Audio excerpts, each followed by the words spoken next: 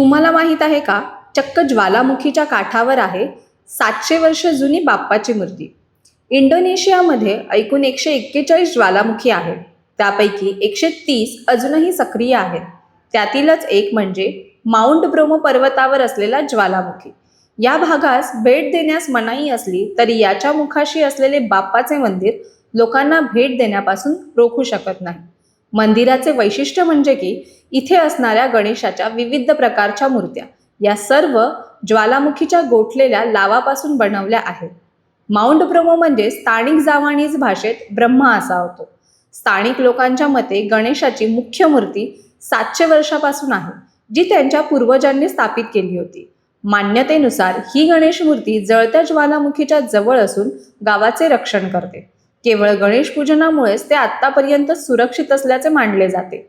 यामुळे येथील आदिवासी समूह, ज्याला टांगेरेज म्हणून ओळखले जाते, ते अनेक शतकांपासून गणेशाची पूजा करत आहेत.